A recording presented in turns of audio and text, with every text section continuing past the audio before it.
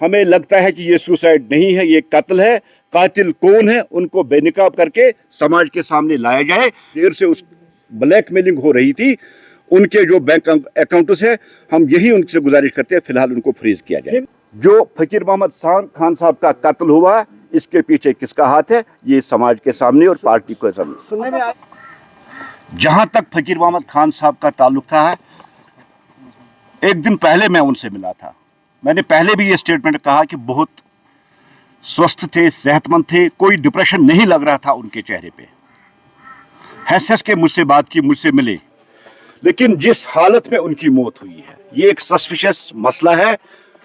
हमें डाउट है ये सुसाइड नहीं है, ये एक साजिश के तहत इनको कत्ल किया गया है। क्योंकि अगर हम देखेंगे जिस पोजीशन में राइफल है, वो बड़ी संभाल के इसकी टांगों के बीच में रखी गई है। अगर इसने खुद ही फायर किया होगा, वो उसकी गर्दन यहां लग चुका होगा या गर्दन में, लेकिन जहां उसका फायर है उससे लंबी वो राइफल है जिससे फायर किया गया है। और किन हालात में इसकी मौत वाक़ा हुई है, वहां कौन था, किसने ये किया।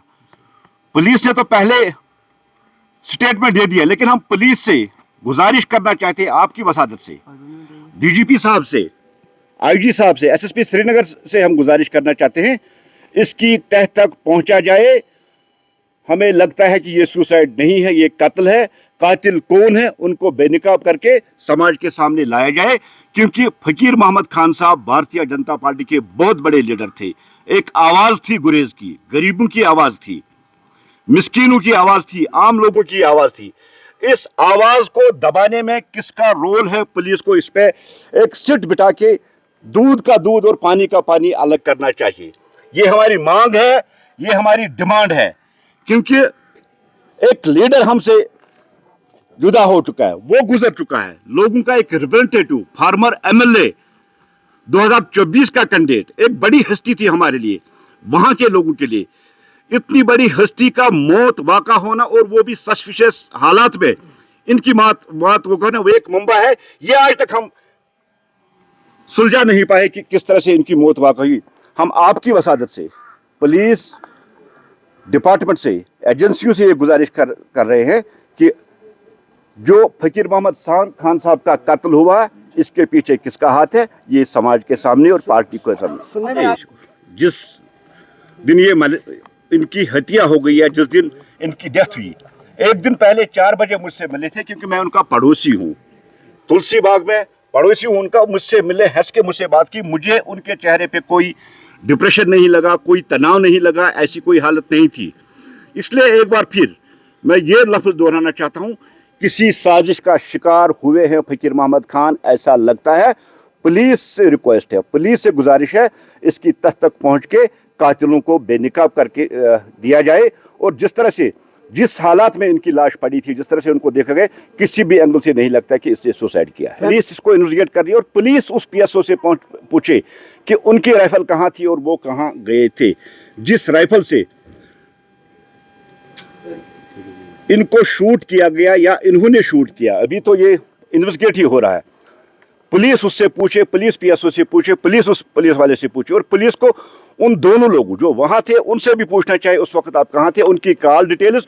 और सबसे बड़ी बात, जहां तक उनकी फैमिली के साथ हमारी बात हुई है, कुछ देर से उस ब्लैकमेलिंग हो रही थी, उनके जो बैंक अकाउंट्स है, हम यही उनसे गुजारिश करते हैं फिलहाल उनको फ्रीज किया जाए। फैमिली के साथ हमारी बातचीत हुई। फैमिली का जो स्टेटमेंट, वो कह रहे हमारे साथ बात हुई एक दिन पहले, बहुत खुश थे, कोई तनाव नहीं था, और किसी भी तरीके से ऐसा नहीं लगता कि फकीर मोहम्मद खान साहब खुदकशी करने वाले हैं।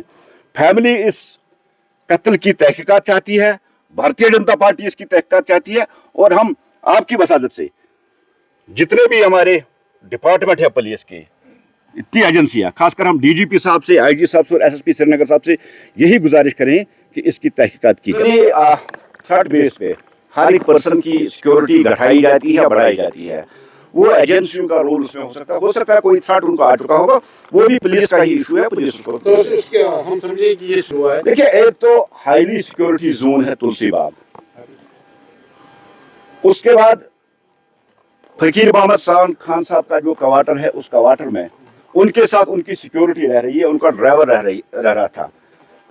और इनकी मौत कैसे वाक़ा हुई, ये एक जांच तलब मामला है। पीएसओ ड्राइवर्स जो उनके साथ अंदर बैठे थे, उनको तहकीकात में शामिल करके उनसे पूछा जाए कि फकीर मोहम्मद खान साहब की मौत कैसे वाक़ा हुई।